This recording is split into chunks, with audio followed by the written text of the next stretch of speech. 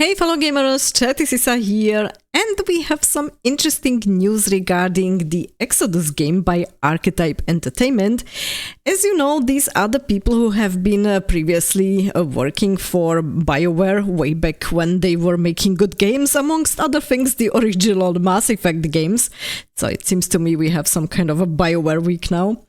And they have shared during their October Founders Q&A some information from the upcoming game. For example, something about the gameplay mechanics or the inspirations for the game. So I did find a lot of the stuff very interesting. What I'm going to do is I'm going to play the entire Q&A session, but I will share, of course, my thoughts and impressions. And at the end of the vid, there is some information regarding wishlisting the game, which is a small hint towards the release date, maybe.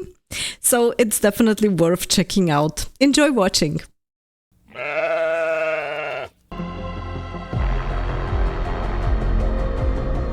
Hey everyone, welcome back to another episode of our Founders Q&A. You've been sending us some amazing questions and we're excited to get answers to all of them for you. I've got a new guest to share with you to help answer those questions that you've sent in. Chris, can you introduce yourself and tell us what you do at Archetype? Hey y'all, I'm Chris King. I'm the game director on Exodus. Super excited to answer some of your questions today. Good, so let me just maybe briefly stop it because I have noticed that some of the questions are very long and not every time you manage to read all of those. So you can read the question here and then let's see what they are going to reply. Obviously, one that comes up all the time is Mass Effect. We obviously share some DNA. The epic space opera, the mega choices that carry over from game to game.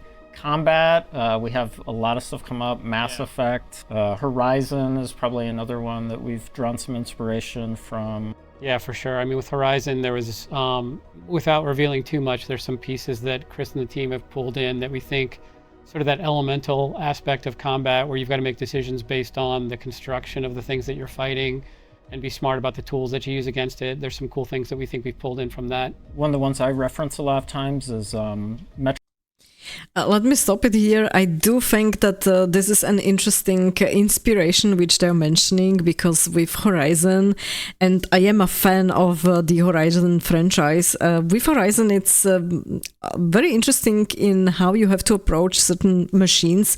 In this case it will be robots, and as they mentioned, you have to like figure out where their weak spots are and you have to use those against the machines, or you have to use very specific, let's say, tools for certain types of the machines, in this case the robots. I do believe that if you have played Horizon, at least like one of the games, the combat might then feel a little bit more familiar, which is, especially for me, honestly, a big plus. So this one was very interesting to hear. Metroid or Metroid Prime, one of the things that really resonates is just like the exploration, hopping on a spaceship, kind of being out in the middle of nowhere. I kind of like the loneliness in that game. It just makes the environments really interesting. Probably one of the other ones we can do a little tease on there is we have a lot of barriers or things, obstacles, I guess I'll call them, that you run around in the world and that you need sort of celestial tech or abilities and whatnot to get past. So I think that's a great inspiration. Before we go to this next question, there is something that I find a little bit interesting, or let's say there is a question mark on my side. He did mention that there is a certain aspect of the game which he likes, the games director, and that is this kind of like feeling of loneliness. And I do have to wonder, of course, naturally, people do have various experiences with different types of sci-fi games or RPGs, and what I have noticed lately in the past couple of years with the newer games, they sort of seem empty, I would say. So I do hope that this kind of feeling of loneliness that he's mentioning is not necessarily tied to having vast open spaces which are empty, or feeling empty. I am aware that there will be a lot of worlds that will be not inhabited or not inhabitable even. But still, I do hope that we will encounter, let's say, planets which are feeling more alive, and we will not have, just empty environments or something like that. I mean, I hope it's not this kind of loneliness he's referring to. So just a thought here from my side. The next question is already on the screen, so let's see what they are going to reply.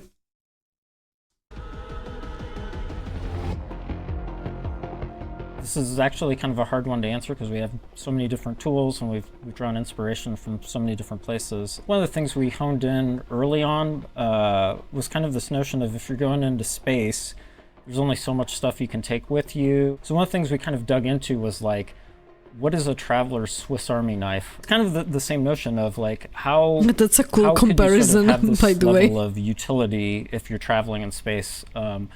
So there's a bunch of cool ideas, and I think when you play the game, you'll sort of see how that manifests. But probably one of the coolest ones that I think we came up was the recycler.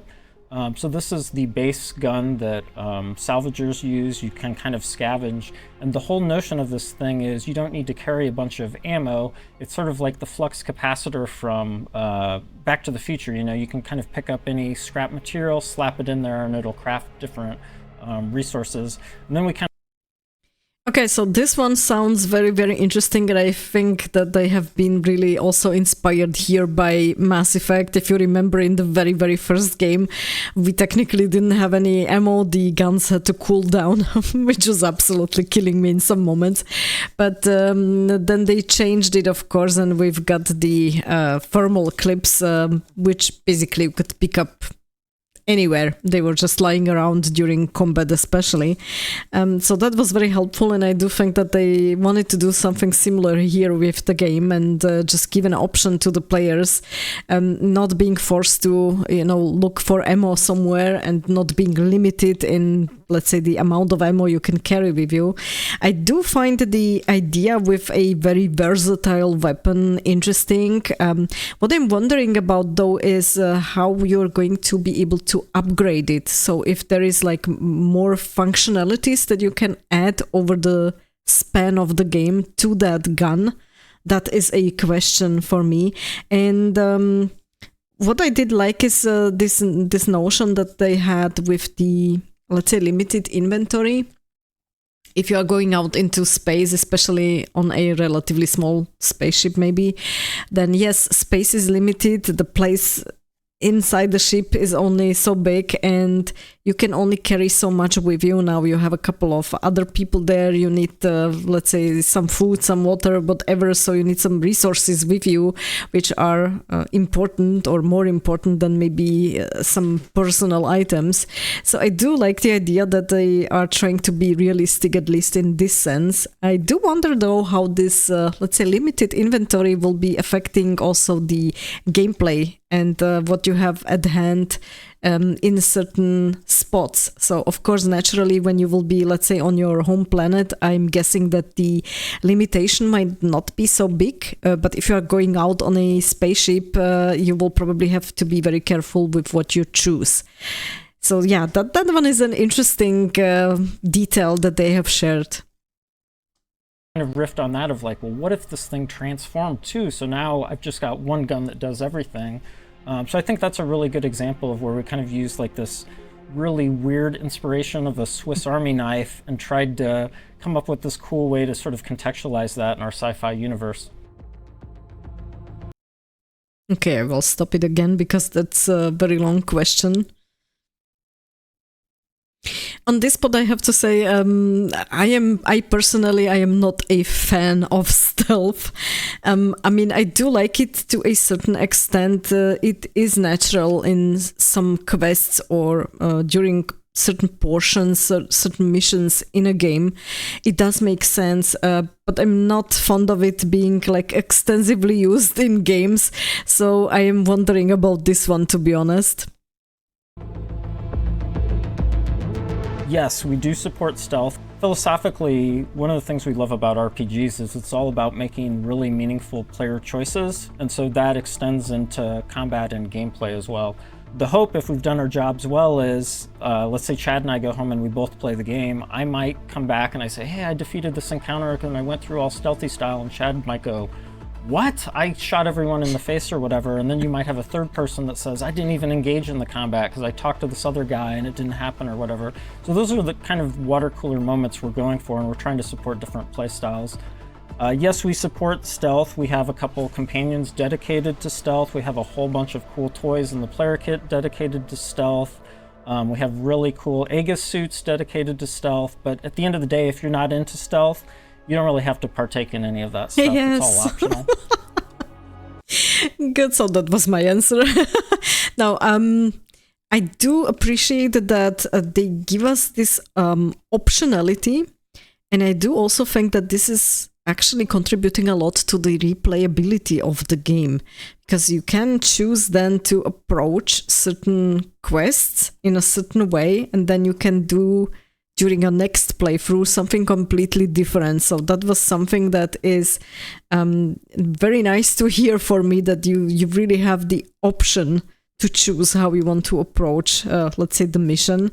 What I did find also very interesting was in that background, that little detail where we have seen this frog, and obviously we were able to talk to it. So I'm really looking forward to some of the beings that we are going to encounter and the options to talk to them.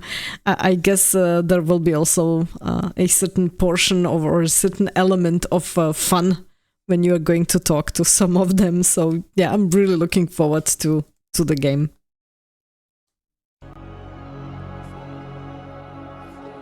Yeah, the core of the game is just, or one of the cores of the game is built around pursuing ancient celestial technology, what we call remnants. And yeah, June's seeking these out throughout the game to help her save her homeworld. And she's gonna have to make some tough decisions with them. So the morally questionable aspect of the question is a really relevant one, but it's more about how she uses them and who she uses them with versus the actual technology themselves. Yeah, so there is a bit of moral complexity with remnants, but in most cases it's less about the technology and more about June's choices as it relates to their outcomes and the way that she wants to leverage them in the play experience. I will stop it here. I think there is an important bit here which he's mentioning. And this is sort of something that is also very realistic, I would say. So in general, an invention or a technology isn't necessarily bad or good from the start. It depends on how you are using it, and I think that's what the game is about as well. So whenever you find something new or you create something new, you will have multiple options in how to use it, and I think that's also something that will be shaping the outcome of the game. This is something that they have already previously mentioned. Now they are talking about it again. So I do believe that the choices that you are going to do, not just, let's say, the big ones, which are easy to spot, I would say, during a playthrough of an RPG. There will be also these little small details, like deciding what you're going to do with something you just found, which can have bigger implications. So this one will be an interesting aspect of the game for sure. We've tried to make the choices of what you do with them really, really complicated. So when we talk about these weighty choices that have like huge consequences, these are the biggest decider for that. So yeah, a lot of times you're not just weighing the morality of the choice, you're also weighing what the companions want you to do with them, and they don't agree on these things. You're weighing what the best way you want to progress humanity hundreds of years into the future is, but the people might not like some of those things. So these are really, really complicated choices. You know, they're kind of those like put the controller down and sort of ponder what you're going to do a little bit. All right, so rapid fire. Just okay. Again, I will stop it here. What he just said is also something that I was wondering about, that when you have certain decision moments, we do see a lot of the times games which are, let's say, decision heavy, like Mass Effect, the original Mass Effect games have been, where you have the time to think it through. So you really like go to a dialogue wheel, you choose a question you are discussing with your counterpart, some topic, and then it's time for you to choose an answer. And if you do have the time to like really sit down, think it through, wonder about what implications it will have, it's the best what a game can offer to you, because then you really can consider and follow a certain logic of you can consider all the arguments. You can also consider, for example, as you said, what your companions might be saying, or what implications this will have on humanity as a whole. So that is the important bit. What I think is not so great is if you have a big choice to do and you have a quick time event. Those are fun to have from time to time in a game, and sometimes for like quick choices, which can have also different impacts on the outcomes, but it shouldn't be done for like the really important bits and the really big choices. And I do appreciate here that he's mentioning that we'll have the time to think it through, so that's something that I see positively. You only get one shot. Name your favorite remnant, but you can't talk about what it is, just say the title of it. Relativistic Predator. Oh, you pronounced it so perfectly too. So good. All right, I get 2 because I asked the question. So protomatter for sure. Once you play the game, you'll understand that one. The second though is Hell of Liquid Walls. Nice choice. Nice. Curious. Okay, so there we have a question regarding the character, and I was wondering already about this because we haven't really heard that much about the main character so far. So I'm really curious to hearing their answers. He comes from humble beginnings like we've talked about, but I think an interesting aspect of that is just not really understanding the depth of his power or how crucial he's going to be to humanity's future and the fate of humanity. Throughout the game, you're going to uncover the reasons behind June's extraordinary abilities. So there's definitely an unsuspecting hero element to his personality that goes with that.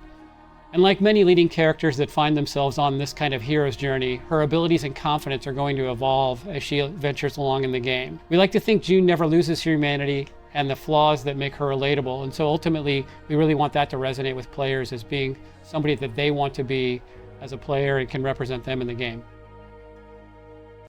Okay, so that was something that I, again, perceive very positively. So it will be a complex character that will evolve during the game.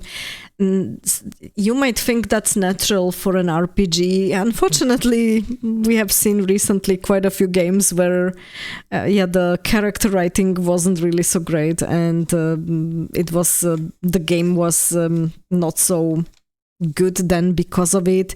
I might say that this relates a little bit maybe to some characters from Mass Effect Andromeda, just from the top of my head, but I'm pretty sure you can think at least about another game, which I have mentioned this week already, which did have characters that were not really so well written and really didn't have, let's say, a good character arc or let's say evolution of character during the game.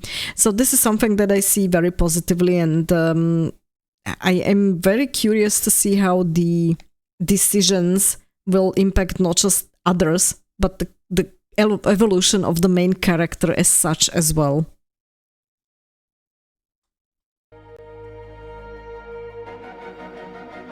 I think all of those things. We want it to feel cinematic. We want it to feel really strategic. Maybe taking a step back, one of the inspirations we sort of talked about that we mimicked in our combat loop was, if you look at your favorite sci-fi movies, they kind of have this like infiltration trope. You're kind of always fighting against these enormous odds, so you can't just engage the enemy head on. If you think about in like Star Wars, Luke Skywalker's kind of hiding around when he's trying to rescue Princess Leia. They're wading through garbage. They're dressed up as stormtroopers at one point. If you sort of think about that trope and then you sort of map it out, it sort of equates to like this observe, plan, execute, and then what we jokingly refer to as the oh shit moment, So you sort of scope things out and you plot this great, glorious way. I have to stop it here. Do you know what that reminds me of? The first thing that came to my mind, Mass Effect 2, the collector base. That's the first thing that I imagined when they started to describe it. That was exactly like this suicide mission at the end, where you had this surprise moment, and where you had to like sneak through and plan, etc. So it's exactly the description of the ending of Mass Effect 2, I would say. Yeah. You're going to go about solving the puzzle, and then inevitably you start executing it and someone spots you, and then that's when sort of you have to improvise or whatnot. But that's sort of the model we use for combat. Not every encounter you play in the game is going to play out like that. But we really love that notion of like leaning into the player choice and some agency and how you do things, and just kind of like the spectacle of it as well. Yeah, we've talked a lot about that aspect of combat being another expression of player choice, and the things Chris was just referring to with what the team has built, like the tools and the elements that you have to solve some of these encounters that you're going to discover in the game, we think are going to give you a lot of choice as a player, and we want players to have ownership of that and feel good in that tension over like, how do I solve this one? How do I want to approach this one?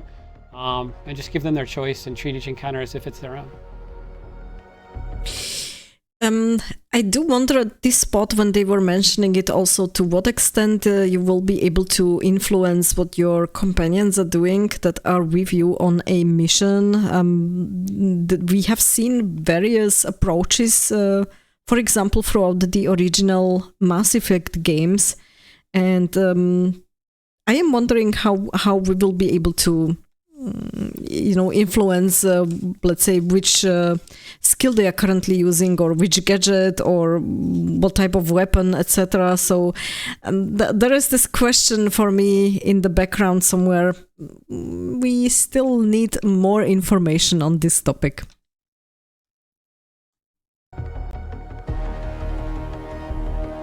Yeah, I guess we've talked about this a little bit in some of the other questions today, but so when you start playing, you're kind of fighting more basic enemies. You're on Leiden, it's more human factions. We do have this concept of celestial constructs. I don't know if we've talked about it before on these, but these are celestial robots that have been left behind to sort of defend technology. So at the start of the game, though, before you get your spaceship, that's kind of the primary factions you're fighting and the technology you're up against. Once you get your spaceship and travel into space, though, the further out you go, the more dangerous and progressively more deadly the enemies get. We've also talked a bit about Okay, again, the first thing that comes to my mind was the Marayama somewhere at the end, probably. In case you are not aware of what these are, I would definitely advise you to check it out. But in general, again, they did mention these, let's say, celestial robots, and we could also see them.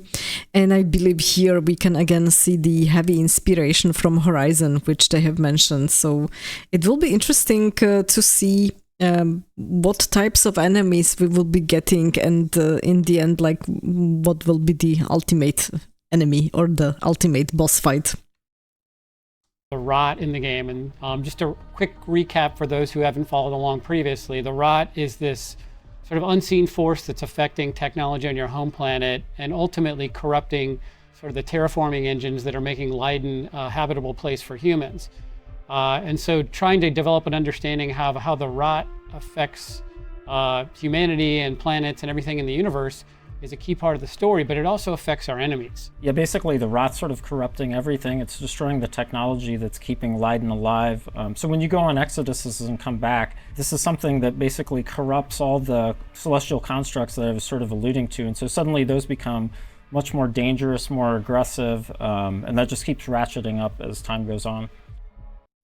Okay, I think that was an interesting bit here on this spot, because they have mentioned that the rot is impacting everything and everyone in the universe, so not just, let's say, our side, but also the enemies.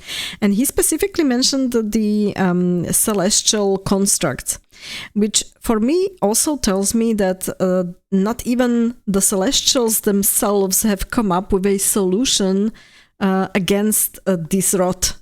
I will be honest, I haven't finished reading the book. I do have the book and I haven't finished reading it, so I'm not sure whether there is something in the book mentioned on how maybe to combat the rot, or if it's even part of the book, if it's not something just here in the game. But I am wondering if this will not be, let's say, one of the key missions or key quests which we will have in the game to try to find a solution for this. If it's impacting everyone and everything, and especially, let's say, your home planet, then definitely this would be one of the things that would be very important to be resolved. So it is an interesting point. Okay, and the next question, which we can see is related to side quests, and I'm really looking forward to the reply here, because the experiences that I had with some games, especially like bigger open world games in the past few years, were that we do get a lot of filler content. We do have a lot of quests, which are, let's say, just fetch quests that don't really contribute anything to the main story. And I would appreciate, let's say, rather maybe a shorter or smaller game, but have some meaningful tasks in the game rather than, just stuff a lot of quests into the game to give the player an impression that there's a lot to do, but in the end, it's just something that doesn't contribute anything to the, let's say, key task or main quest of the game. So I'm looking forward to seeing what they are going to say about this.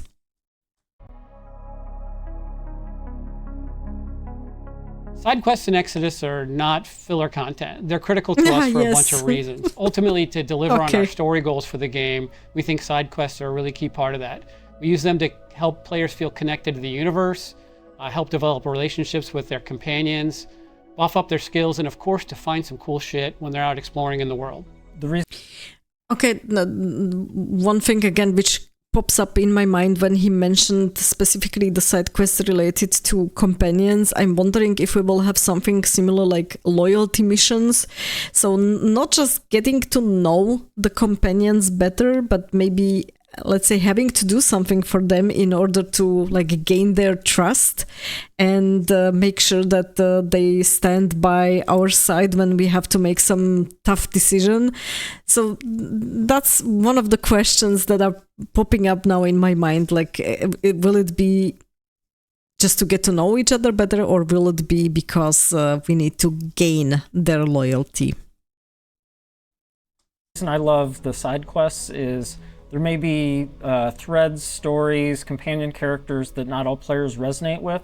So it gives another avenue of, if you want to learn more about this thing, if you want to really opt in and upgrade some of your tools, if you really like this one companion, you can kind of help them out a bit deeper. So I think that's why I enjoy our side quests. Yeah, I mean, and ultimately as a role-playing game, we value that kind of depth that you can explore and dive into deeper to get more lore, more cool stuff, all the things that you want to find in a game of some depth as an RPG. Oh, very special announcement. So one of our most asked questions, when can I wishlist Exodus? Guess what? I'm finally get to answer this question today. I'm thrilled to say that you can wishlist Exodus now on PlayStation, Xbox, Steam, and the Epic Game Store. In addition to that, if you go to one of those sites, you're going to see some new key art and some new exciting stuff that reveals game screenshots and other cool things about the game. So please go wishlist Exodus now. Thanks for all the great questions, everyone. We've been super heads down making something amazing. We've been busting our butts. We're super excited to share it with you. This has been super motivating for me. Thanks for having me on here, Chad. We've also had a lot of other questions come in, particularly about gameplay, release date. We're eager to share more of what we're doing, and you can look for more news and updates later this year. Thanks again for connecting. We've enjoyed our session with you today, and we hope you appreciated our answers. Talk to you all again soon.